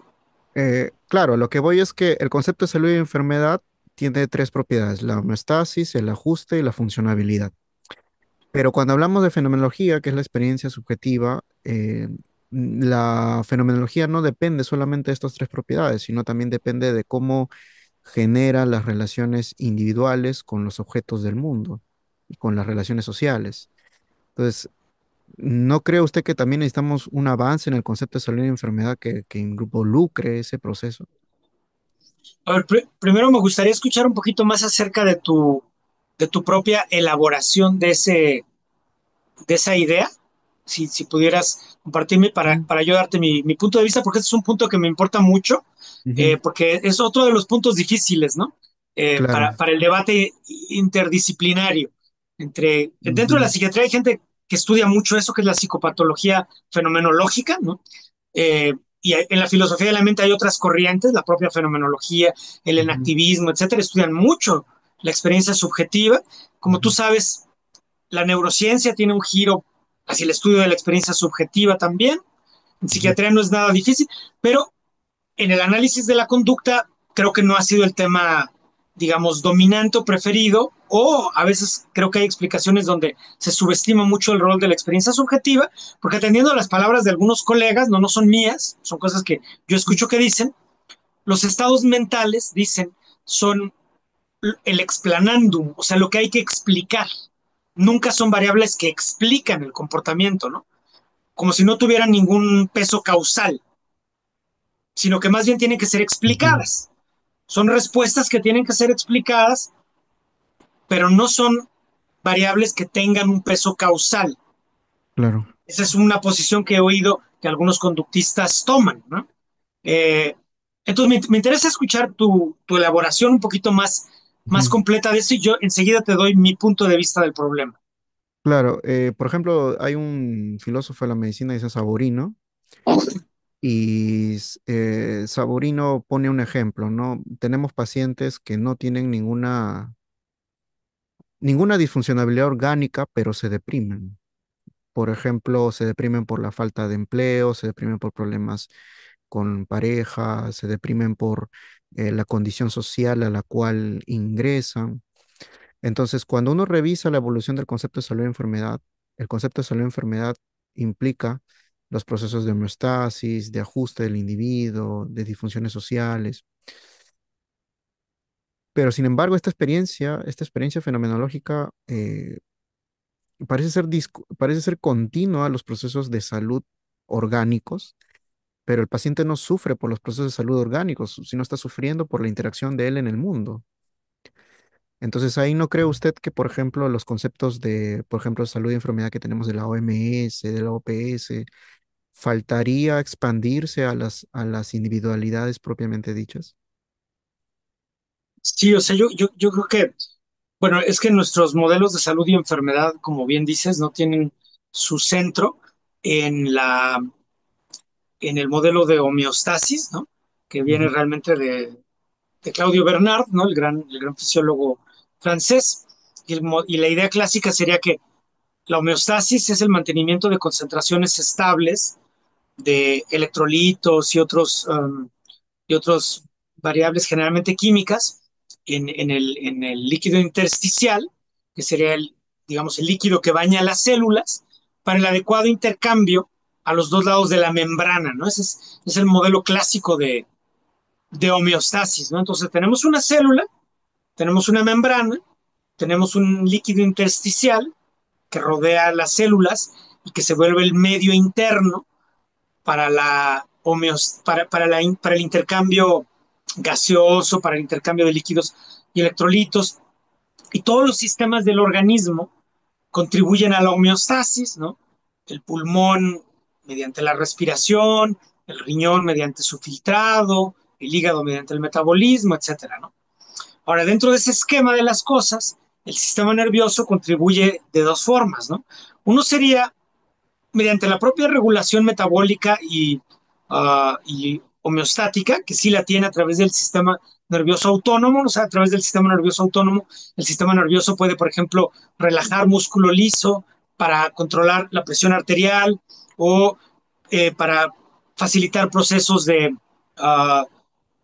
liberación de hormonas, ¿no? Que a su vez van a tener consecuencias sobre el metabolismo, etcétera, ¿no? Entonces, esa sería una rama. Pero la otra rama sería el papel del sistema nervioso en la regulación de comportamientos, que en un sentido próximo hablaríamos de conductas homeostáticas, ¿no? Las conductas homeostáticas serían, por ejemplo, si yo tengo mucho frío, ¿no? Pues me tapo en la noche, ¿no? Con una cobija me tapo. Es una conducta homeostática, ¿no? Porque mi organismo tiene una disminución de la temperatura en un modelo así muy simplificado, el hipotálamo detecta ese cambio térmico, ¿no? Del organismo y entonces instrumenta mecanismos metabólicos para aumentar la temperatura, pero uno de esos mecanismos puede ser el comportamiento homeostático motor que implica la interacción con el mundo en forma de taparme con una cobija, una chamarra, un suéter o lo que sea, ¿no? O bien hacer otras adaptaciones conductuales. Lo mismo, ¿no? Si estoy yo subiendo una montaña y de pronto tengo una sensación de mareo, qué sé yo, a lo mejor decido bajar porque ya tengo mal de montaña, ¿no? Porque ya tengo hipoxia. Entonces, el comportamiento motor o sensorio motor de interacción con el mundo, que sería típicamente la clase de comportamiento, ¿no? A la que se refiere el conductismo radical, ¿no? La interacción con el mundo, que decía Skinner, ¿no? Cuando Skinner dice en la conducta de los organismos que la conducta es la interacción con el mundo, pues sobre todo es esa interacción sensorio-motriz, ¿no? Y la interacción sensorio-motriz, desde luego que puede entenderse como un ciclo de conducta homeostática para la regulación de la homeostasis, que sería la prioridad del organismo, ¿no? O sea, mantenerse vivo. Pero luego podemos trazar un segundo círculo, en mi opinión, que sería ya el comportamiento alostático. El comportamiento alostático implica un nivel de predicción mucho mayor, tanto a nivel fisiológico como a nivel cognitivo y conductual, ¿no? El ejemplo sería que si mañana voy a correr un maratón, a lo mejor el día de hoy, como y lo suficiente para mañana tener energía y acumulo líquidos que mañana voy a utilizar, ¿no? Entonces la cognición se pone al servicio de la homeostasis, pero en forma diferida, mediante un mecanismo predictivo de planeación, de estructuración cognitiva del comportamiento en el futuro, ¿no? Lo cual es 100% un proceso cognitivo, en mi opinión, representacional. Y en ese sentido, ¿no? Yo creo que el comportamiento tiene una continuidad total con la homeostasis. Y entonces estoy de acuerdo contigo en que los conceptos de salud y enfermedad tienen que incorporar este nivel de interacción con el mundo, porque la interacción con el mundo eh, tiene consecuencias, ¿no? Sobre la salud, entendida en el sentido más estricto de la palabra, ¿no? Como control de la homeostasis, pero a su vez también la salud y la enfermedad, entendida como control de la homeostasis, tiene consecuencias sobre el comportamiento, ¿no? O sea, es otra vez una interacción de doble vía, ¿no es verdad? Ahora, en este esquema de las cosas, eh, los conceptos de salud y enfermedad, el primer concepto sería el control de la homeostasis, pero hay otros conceptos también, ¿no? Uno sería, por ejemplo, eh, la prevención de la muerte prematura. Si hablamos de prevención de muerte prematura, ahí entran un montón de problemas psicológicos, ¿no? O problemas de salud mental, por ejemplo, las adicciones. Los propios trastornos mentales como la esquizofrenia, el trastorno bipolar, o sea, sobre todo los más severos, tienen una sobrevida como 10 años menor a la expectativa de vida en sus países, ¿no? 10 años menos en promedio, ¿no? Es importantísimo. Ahora, ahí entraría otra cosa más, ¿no? Que sería que muchos de esos problemas conductuales o de salud mental implica también riesgos para la salud.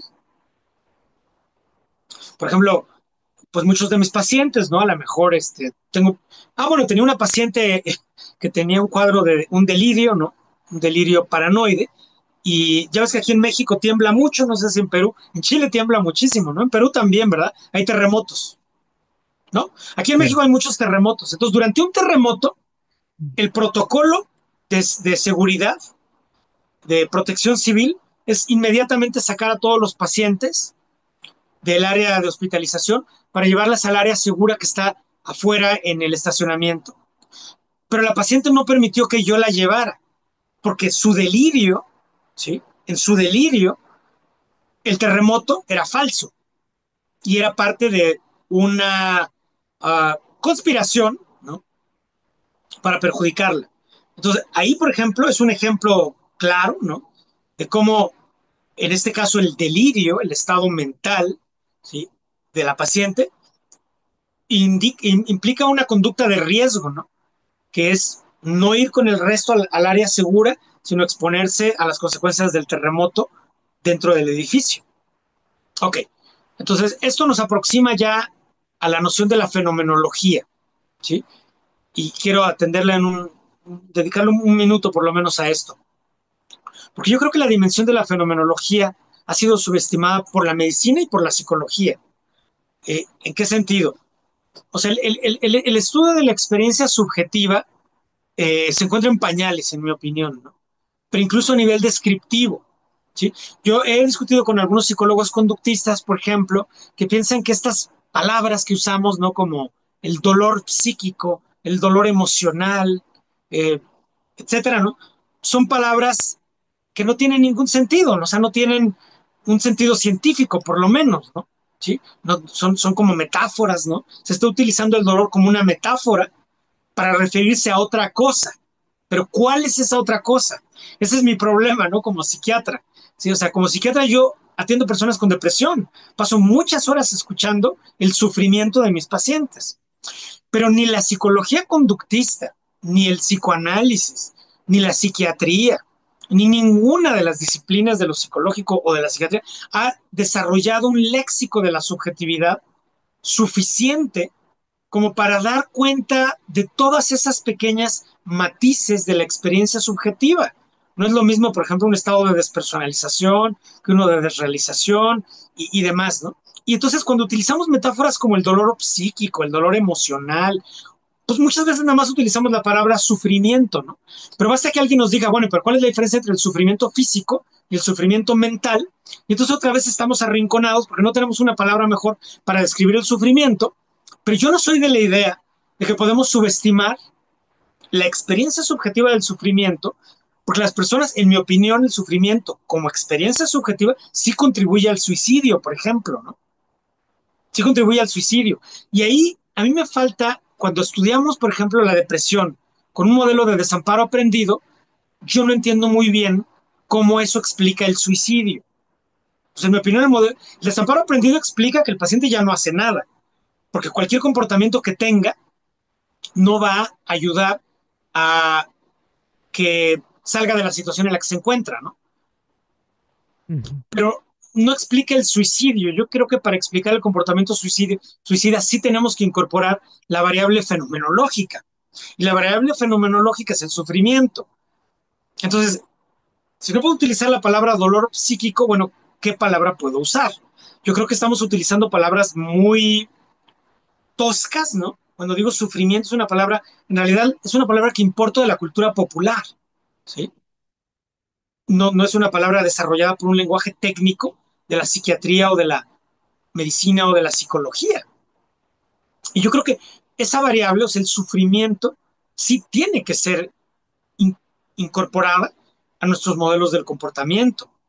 Incluso yo no pienso que, bueno, esto ya es algo que se puede discutir mucho, ¿no? Esto es algo, digamos, una frontera teórica, ¿no? ¿Hasta qué punto la experiencia subjetiva tiene consecuencias causales? ¿No? Ese es un punto muy importante para el debate, pues ya propiamente metafísico, ontológico de la psicología, ¿no? Es el problema de Una posición Jaspers. sería que la experiencia subjetiva no puede tener consecuencias causales, ¿no? Es lo que dirían muchos conductistas. Pero yo no entonces la experiencia de sufrimiento que lleva al suicidio, ¿cómo la entendemos si no es precisamente hablando del elemento fenomenológico? O sea, el sufrimiento mismo, que es la variable fenomenológica en cuestión. Bueno, ese es un punto de debate. ¿Eh? No tengo opiniones al respecto, pero aquí quiero dejar este punto nada más como para plantearlo como un punto de reflexión. A lo mejor ustedes ya lo reflexionaron y ya tienen una respuesta, ¿no? Si es así, pues díganme cuál es la respuesta. No, es un mundo todavía muy precario, ¿no? Porque, por ejemplo, el caso de Jaspers todavía sigue siendo muy vigente, ¿no? O sea, Jaspers tenía razón al momento de demarcar el proceso orgánico con el proceso fenomenológico. O sea, no es de la misma naturaleza, pero eso no invalida que tengan una continuidad. O sea, son estudiados por diferentes métodos, pero sin las partes orgánicas no puede haber experiencia fenomenológica. El problema es cómo creamos una clasificación que demarque las dos, que en eso todavía estamos en construcción, ¿no? Sí, de acuerdo contigo. Es decir, claro que cuando hablamos de estas experiencias, ¿no? Como por ejemplo, un paciente tiene una alucinación, ¿no? Un paciente está resolviendo un examen en la universidad y de pronto ve que alguien se para en la puerta, entonces se siente incómodo, distraído, no puede concentrarse en el examen porque está mirando al individuo que se paró en la puerta y luego esa persona que está parada en la puerta da un salto y brinca encima de su escritorio. Entonces el paciente voltea y lo mira, ¿no? Y luego esa persona que está ahí parada encima le lanza un puntapié, ¿no? Entonces el paciente empieza a hacer gestos. Para los demás, lo que los demás observaron, pues no observaron a esa persona que era propiamente el contenido de la alucinación, ¿no? Pero sí vieron al paciente que se movía con conductas defensivas. Entonces pareciera que hay una relación entre el contenido de la alucinación y la conducta defensiva del paciente, pero por supuesto que esa experiencia subjetiva de la alucinación eh, tiene que explicarse completamente por mecanismos neurales, ¿no? O sea, no hay nada ahí que no puede explicarse por mecanismos estrictamente neurobiológicos, pero podría ser una propiedad emergente, tal vez, ¿no? Regresando a tu idea inicial, podría ser una propiedad emergente de la actividad coordinada de los sistemas que componen, por ejemplo, la actividad encefálica, ¿no? Las redes de saliencia, la red dorsal ejecutiva, etcétera, ¿no? Ese concierto de actividad cerebral lleva, en este caso, a un fenómeno emergente, que es la alucinación, pero una vez que aparece ese fenómeno emergente, es un fenómeno real en el sentido de que tiene consecuencias causales, ¿no? O sea, lo que no es real, este ya es un problema filosófico, ¿no? Lo que no es real es el referente de la alucinación, porque la persona no existe como tal. La persona alucinada no existe, no tiene una existencia independiente del sujeto que la alucina. Pero la alucinación como fenómeno psicológico, yo lo concibo como real y creo que tiene, digamos, que está siendo instanciado por los mecanismos cerebrales materiales y reales, ¿no? Y que como es un fenómeno real, tiene consecuencias conductuales reales, ¿no? Pero todo esto es el campo de la psicopatología, ¿no? Ahora, para explicarnos estos problemas, pues son problemas tan complejos que necesitamos, claro que necesitamos modelos neurobioquímicos y neuroinmunológicos y las leyes del aprendizaje. Y bienvenidos todos al debate, ¿no? Porque explicar estos problemas es muy complicado. Yo no creo Ujú. que ya tengan la explicación ni los neurobiólogos, pero tampoco creo que los analistas de la conducta ya tienen una explicación cabal de la psicosis. Tal vez tienen una explicación mucho mejor de la ansiedad o de la depresión, pero la psicosis es un campo de frontera y se requiere, en mi opinión, una interdisciplina para explicarla. Claro, más bien hay un futuro prometedor es el ARDOC, ¿no? Hay que ver todavía la investigación al menos yo optimistamente pienso que en una década no habría que ver, ¿no? Cómo se van Ok, cómo se va sí. juntando, ¿no? Sí, pero Eh, fíjate que, no, dime, perdóname dime. que te interrumpa, Jan, porque ahora yo voy a ser crítico del RDoc. Tú has sido una persona que has transmitido a la propia comunidad de la psicología, ¿no? La necesidad de tomar con seriedad esos modelos, ¿no? Que vienen de la psiquiatría o de la neurociencia, y yo creo que haces muy bien, ¿no? Haces muy bien en decirle a los psicólogos, porque los psicólogos van a estar mucho más preparados si conocen perfectamente esos sistemas y no si los ignoran, ¿no? O sea, yo siempre he dicho, por ejemplo, yo soy muy crítico del DSM-5, pero lo leí, ¿no? Yo sí lo leí. Si no lo he leído, pues la verdad mis críticas seguramente van a ser muy desatinadas. Entonces tú has, con toda razón, has pedido que tus colegas psicólogos lean el RDoc, lean el HiTop, lean el DSM, lean, incluso para criticarlos, ¿no? Pero que los lean. Coincido contigo. Pero fíjate que yo creo que el RDoc, no estoy seguro de que los conceptos psicológicos en el RDoc sean los mejores conceptos psicológicos que podamos nosotros ya tener o no. Entonces, yo creo que, por ejemplo, en estos modelos integradores, ¿no? Como el RDoc, todavía, en mi opinión, puede acusárseles de reduccionismo en cuanto a que parece que ellos parten como de la idea de que cuando las moléculas se organizan para formar moléculas complejas y estas interactúan para formar sistemas neurales, entonces esto tiene como proceso emergente los procesos mentales o cognitivos o afectivos y demás, pero no queda claro cómo el comportamiento emergente del organismo como un todo tiene a su vez impacto sobre todos los sistemas previos, ¿no? Que hemos mencionado. Y yo creo que eso sí es importante, ¿no? Algunos le llaman la causalidad descendente. Yo no sé si el término causalidad descendente sea necesario o válido, pero lo que sí creo que es importante, y los psicólogos han insistido mucho en ello, aquí tanto los psicólogos del ámbito del conductismo, del cognitivismo, pues insisten mucho en que tenemos que estudiar al agente psicológico como una entidad integrada, ¿no? No nada más como sus partes. Y en ese sentido yo también rechazo un modelo reduccionista y creo que el RDoc podría beneficiarse con más investigación psicológica, pero yo creo que ese es el problema que les toca a ustedes. O sea, a ustedes les toca desarrollar el lenguaje científico de lo psicológico, porque no lo van a hacer los neurobiólogos y muy probablemente tampoco lo vamos a hacer los psiquiatras. O sea, yo como psiquiatra, por ejemplo, ¿no? Pues trato de desarrollar un lenguaje clínico, pero al final siempre acabo incorporando conceptos que vienen de la neuropsicología, por ejemplo, ¿no? Pues para mí la neuropsicología es una ciencia básica, así como por ejemplo, los cardiólogos, pues tienen su ciencia básica, los reumatólogos utilizan como ciencia básica a la inmunología, ¿no? Ujú. Entonces, ¿cuáles son las ciencias básicas de la psiquiatría? Pues las ciencias básicas de la psiquiatría tienen que ser la neurociencia por una parte y la psicología por otra. Pero la neuropsicología en particular termina siendo la disciplina que más aporta conceptos técnicos a una psiquiatría pues informada por la ciencia, ¿no? Entonces yo creo que ustedes como psicólogos tienen ahí un campo de investigación fascinante. Yo por eso no creo que la psicología tiene que convertirse como en una especie de iglesia cerrada, ¿no? Una secta cerrada, donde no van a entrar los psiquiatras y tampoco se va a permitir que los psicólogos hablen con los psiquiatras, ¿no? Para mí, eso es una actitud como claustrofóbica que lleva a un enrarecimiento y a una especie de asfixia, ¿no? Epistémica. Yo más bien creo que la interdisciplina es nuestra obligación como psiquiatras, como psicólogos, como neuropsicólogos, como neurocientíficos. Y el trabajo que tienen por delante los psicólogos es importantísimo, ¿no? Tanto en la investigación como en la clínica. Y sí estoy de acuerdo que los psiquiatras deberíamos reconocerlo mucho más, porque creo que también parte de esta división política, ¿no? Que se da de pronto en las guerras de la psicoterapia y las guerras de la psiquiatría contra la psicología, también tiene una faceta política, ¿no? O sea, si los psiquiatras han dominado la escena y han dominado en forma poco generosa o en forma poco eficiente, pues es lógico, es evidente que tiene que haber también muchas movimientos en contra de la psiquiatría, ¿no? Entonces yo por eso siempre trato de escuchar qué es lo que tienen que decir, porque puede haber muchos argumentos muy valiosos, no solo para la psiquiatría, sino para la integración. Sí, bueno, ya creo que estamos en la parte final.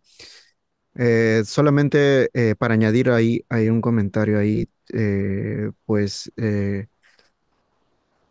primero que hay, es cierto de que las palabras no están profesionalizadas, por eso es que necesitamos un mayor estudio genealógico de las palabras para profesionalizarlas, porque la mayoría de las palabras en clínica pues no son modernas, son del Renacimiento, incluso algunas vienen de la época de Jasper, porque Jasper también utilizaba las mismas palabras.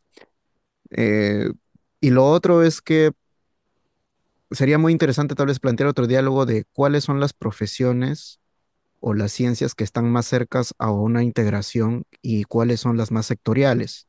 Por ejemplo, hay partes del análisis de la conducta que nosotros llamamos mediacionales, o sea, que le dan más peso causal a la mediación, y hay otras que no son mediacionales, que le dan más peso causal al ambiente, ¿no? Pero eso sería para motivarnos tal vez a otra charla, ¿no? Para continuar.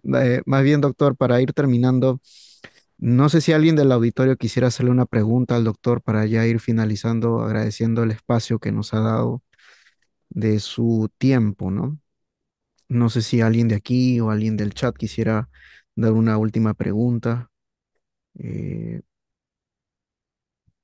mm, eh, Miren, lo que alguien se anima, yo quisiera ujú, pedirte que en otra ocasión tú comentes más este punto, ¿no? De los modelos más mediacionales y los no mediacionales, ¿no? Porque yo personalmente creo que esa es una barrera que tenemos que atravesar, ¿no? O sea, yo sí creo en los modelos mediacionales.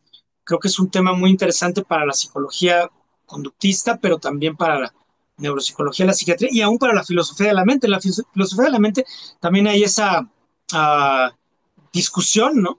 Hay corrientes como el enactivismo radical o la psicología ecológica de los Gibson y demás, que son corrientes no mediacionales, ¿no? O sea, ellos piensan que, por ejemplo, el concepto de affordance, como una especie de dispositivo externo, es suficiente para explicar las conductas de interacción ecológica sin necesidad de apelar a ningún tipo de representación mental o ningún tipo de proceso interno, etcétera. Entonces, ese debate también se da en esos otros campos. Por eso yo creo que ese tema que tú traes ahí es muy interesante y puede ser un punto de aproximación.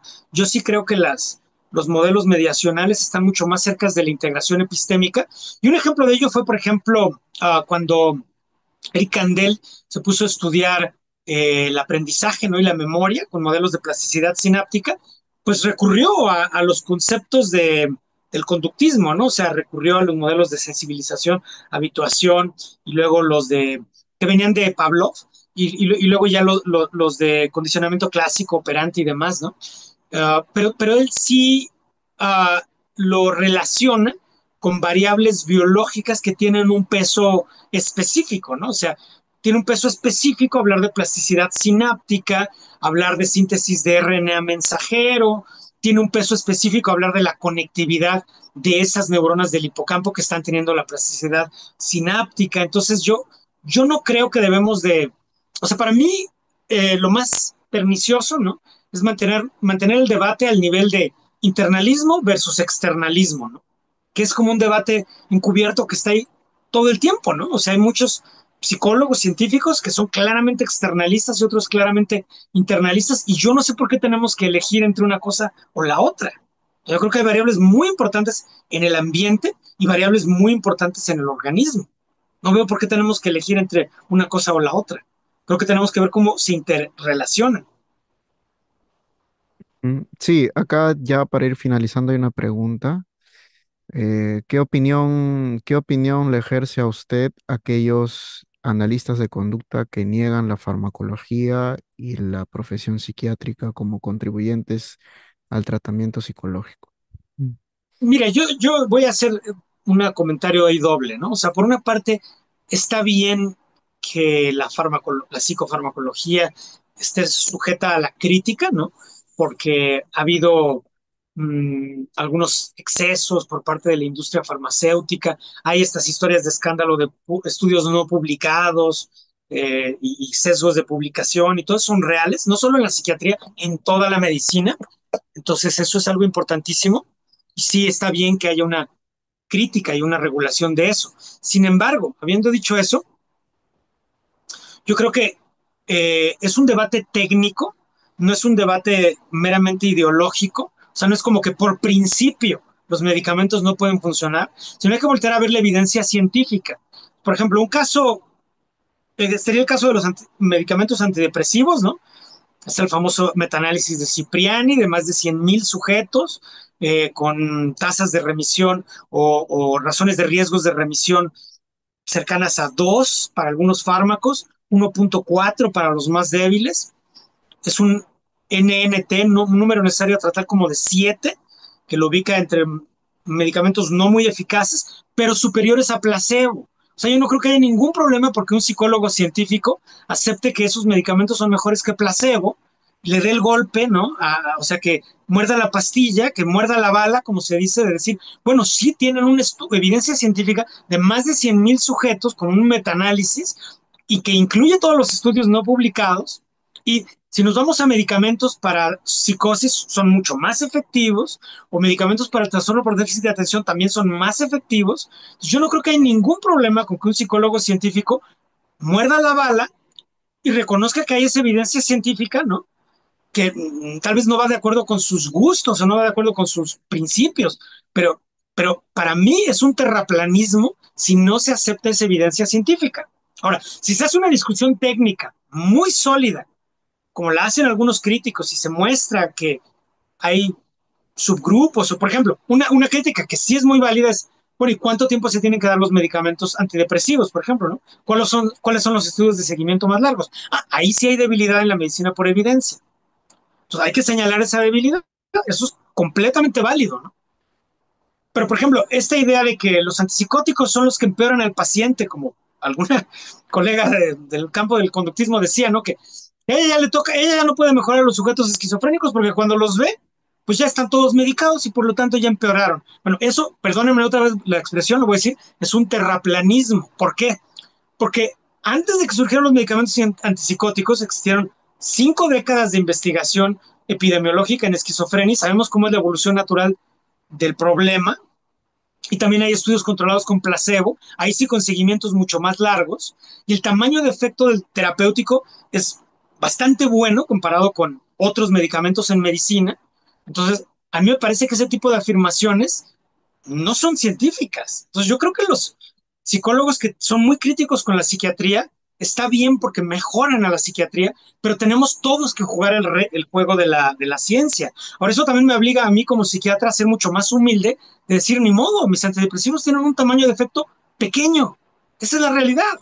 Yo no puedo pretender que son pastillas mágicas, pero tampoco es válido que el crítico diga, no existe la evidencia científica o los medicamentos empeoran al paciente. ¿Dónde está la evidencia que lo diga? Si tienen la evidencia, pues preséntenla, ¿no? Entonces yo tendría que aceptarla. O sea, todos tenemos que jugar el juego de la ciencia lo mejor que podamos, ¿no? Esa es mi opinión al respecto. Ujú. Muy bien. Bueno, siempre es un gusto hablar con usted. Muchas gracias por poder haber respondido a todas nuestras preguntas. Bueno, ojalá haya otra oportunidad para poder seguir conversando de múltiples temas. Y bueno, nuestro presidente quiere cerrar la entrevista agradeciéndole por su tiempo y por el espacio. Eh, Sí, ¿te me escucha, Jan? sí, sí. Sí, sí, la escucho. Y muchas gracias, doctor Ramírez. Eh, Les agradecemos a ambos por esta maravillosa discusión. Creo que nos ha quedado, digamos, corto el tiempo, sobre todo justo cuando estábamos entrando a estos temas, ¿no? De los enfoques mediacionales, no mediacionales, el no caer en polarizaciones innecesarias, ¿no? y más bien estar abiertos a este diálogo y a las lecturas desde ambas disciplinas como tal, tanto psicología, análisis de la conducta, neuropsicología, psiquiatría, ¿no? Esperamos contar con su presencia en unas futuras ocasiones y muchas gracias por quedarse.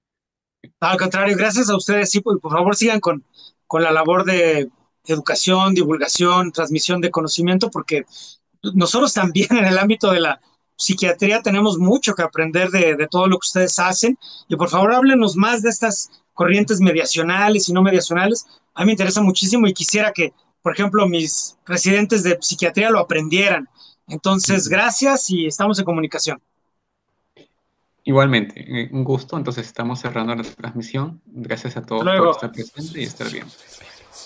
Hasta luego. Hasta luego.